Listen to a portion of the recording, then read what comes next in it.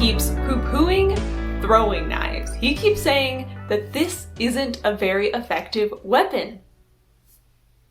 I feel attacked because I've gone on the record several times saying that Alex needs to become a throwing knife expert. But then here the character is, like he's talking back to me, saying that throwing knives aren't a very effective weapon actually, and it's just Hollywood nonsense that they are.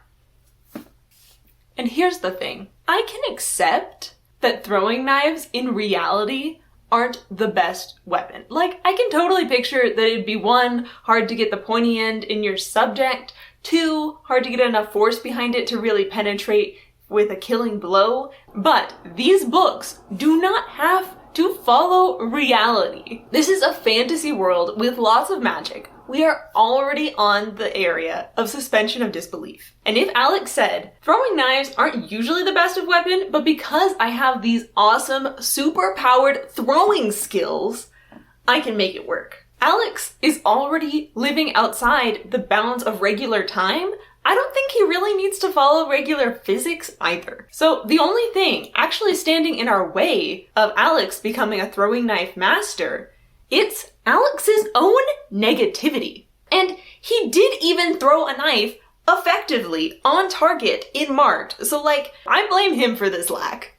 Because we've already thrown out the physics with the magic bathwater, we don't need to cling to these ideas of what is and isn't possible. We just need the coolest that it can be, which is throwing knives. And me wanting Alex to use throwing knives so bad is really a connection to how much I love this character and I want this character to just be even awesomer. But then one of the things that I've been thinking a lot about, and I think I don't really love, is how this series works as a series. Like, the individual books, good. There are some real gems in there. But then as I've been reading books 7, 8, and 9, it's just come more and more obvious how these books feel repetitive. Now, are they actually repetitive? When I look through my own plot summaries, not really. However, it still feels repetitive. So what's causing that? And I think it comes down to these books, though they're different on a technical plot level from each other, different enough at least, it feels like they aren't different enough from each other on a thematic and character dynamics level. Yes, the character dynamics change, but still, it feels like we're treading the same ground, thematically, character development-wise, a little bit over and over. But I feel like if I reread book 1, I wouldn't be struck by how surprising how much Alex has grown and changed as a character. Maybe I would. I haven't actually done this experiment, so I cannot tell you the results of it. That even though, on paper, Alex's position in the magical world has changed wildly since book 1, it still kind of feels like the same. And I think that's because it's not really pushing him in new and different ways. It's still the political maneuverings, the occasional fights, the trying to protect his friends. It's just the same. And then another question, does that even make these books bad? No? Every individual book is still good. I think it just makes it harder to love the series as a whole. And I think a part of this might be because in my mind, I keep comparing it to Dresden Files, which does this wonderfully of changing the status quo and the themes from book to book. That's a little unfair, because it should be judged on its own, but still, I'm just gonna keep comparing it to Dresden Files, because that's a really similar series that I also loved. And for example, Burned, the book where Alex loses everything and has to kind of rebuild his life and figure out what he's going to do and accidentally gets in league with the evil people. Same thing happened in the Dresden Files book, and the Dresden Files did it better.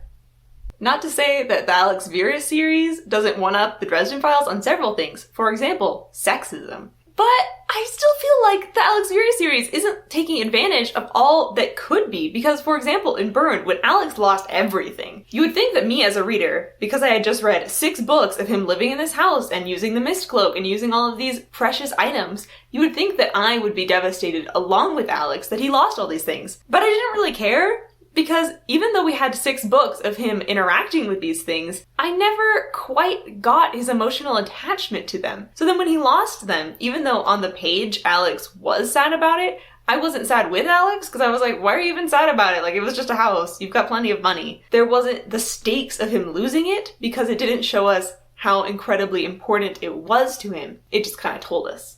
But then, as I think about my own points here, I realize that there are things that I can point to where I say, no, Chloe, you're wrong because this is character development and this is changing of the themes. For example, especially in Bound and Marked, Alex is going through this change where he's slowly becoming a little less cautious, a little less deliberate, because he encounters these things where it's a little less convenient to just look into the future and see what he could do, especially with the Dreamstone. So, he wants to be able to connect with his Dreamstone because it will give him a power-up, and he keeps looking into all the possible futures of all the different ways he could interact with the Dreamstone, and seeing that the Dreamstone never responds to any of them. And he's like, ugh, it's just locked, I can't think of how to unlock it, like what is going on? And then it turns out in the end that what the Dreamstone wanted was full send commitment. It wanted him to try to connect with it before checking the future and seeing what would happen if he did the thing.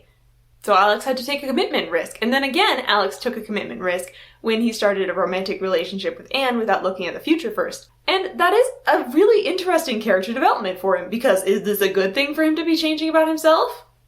Might get him into more trouble, but I also think it makes him a more interesting protagonist. That sometimes he isn't so deliberate, sometimes he just has to act on gut action, and that's kind of fun to read about. And don't worry, we'll get to the Alex and Anne relationship in a minute. But first, I want to talk about some other characters, one of which represents my point about the series not changing enough and not feeling like it really progresses from book to book, and the other one disproving my own point. Let's explore this. So, on one hand, we have Arachne. In the beginning, I adored Arachne. She's a giant spider, they show up at her cave, she gives wisdom advice, helps them out, banters a little bit, she's like the best ever. But then after 9 books, she hasn't really changed, or we haven't really gotten much insight into her own goals and motivations either. It's just like she's always there for Alex to ask advice from. And I understand that in a book series, you've got a first-person narrator. All the other characters are going to be defined with how they relate to Alex. Like, that's just how the story's gonna work. But still, you think something would have changed after 9 books, but it doesn't really feel like it has.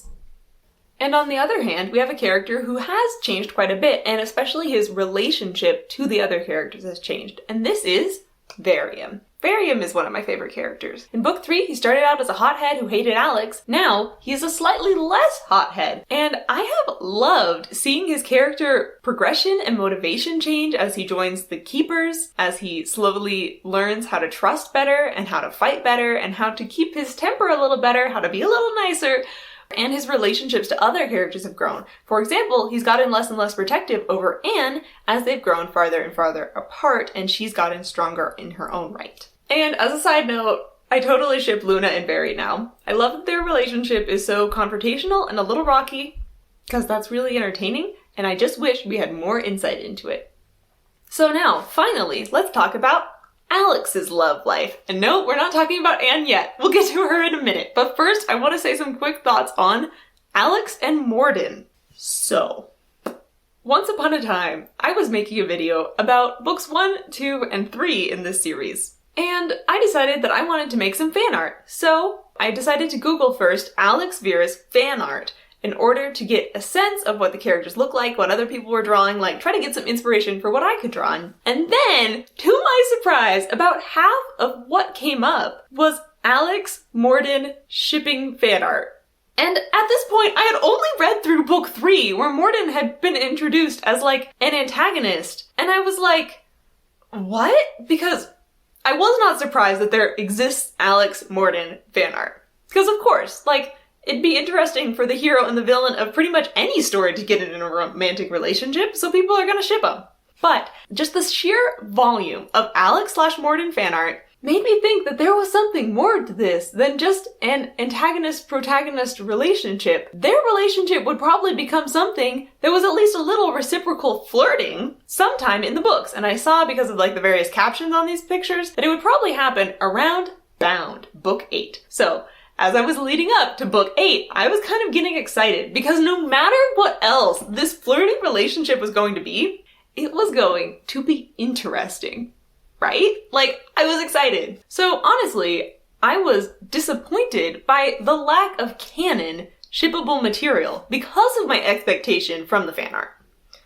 So now let's finally talk about the real canon ship currently with Alex and Anne. There was a lot of development of their relationship over these 3 books, and I thought it was really interesting how I both kind of ship them now and kind of don't, and I will detail this for you. Because in book 7, Burned, they had an interesting conversation where Alex was like, Anne, why are you still single? Not like, I'd want to be with you or anything, no, like, because he's way too scared to confess his love at this point. And Anne explains that she wants a man that is both okay, that she's going to be physically and more magically strong than whoever she gets with because she's like top tier. But also, she wants a guy that's like handy in a fight and can help protect her because she doesn't just want a weakling guy. Of course, this perfectly describes Alex, the guy who's already in love with her, and I imagine Anne is just like, come on Alex, just ask me out, but he doesn't. But at that point, I didn't really ship them much together, so I was fine with that wasted opportunity anyway.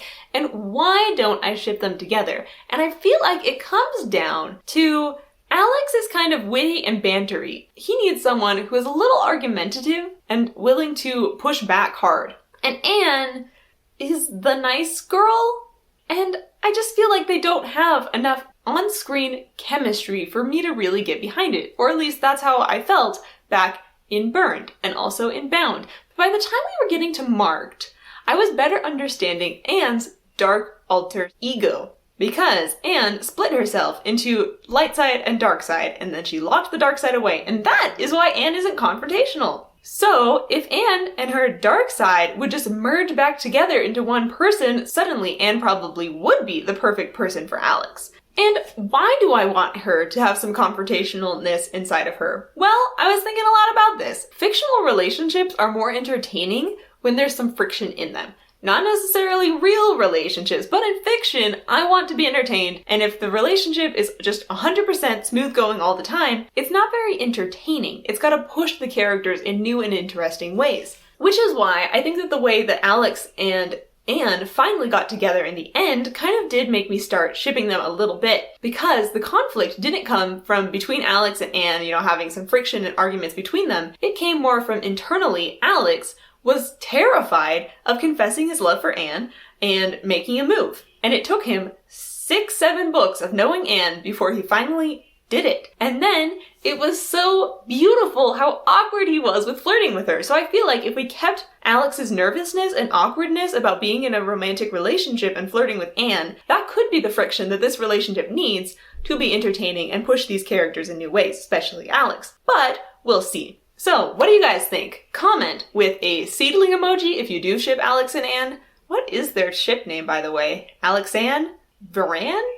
Whatever. Seedling if you ship them, wilted flower if you don't. And so finally, I know you guys have all been waiting for this part, the most important part. What do these 3 books get on their Fox score? Well, I'm very excited to tell you that it wasn't the best. So, book 7, Burned, gets a B+, because Hermie showed up and he helped Alex fight off some goons in the park, and it was beautiful, but it wasn't as good as it could have been because he wasn't involved in the main plot. It was just that one scene. But that one scene was very good, so he gets a B+. And then we have book 8, Bound, and that gets a D because Hermie showed up once and had a very small interaction with Alex because he was hanging out with Luna, and that was it.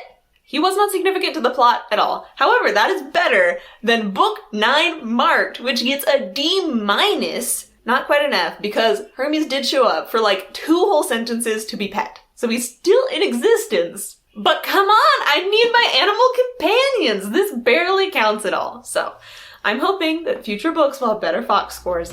We'll see.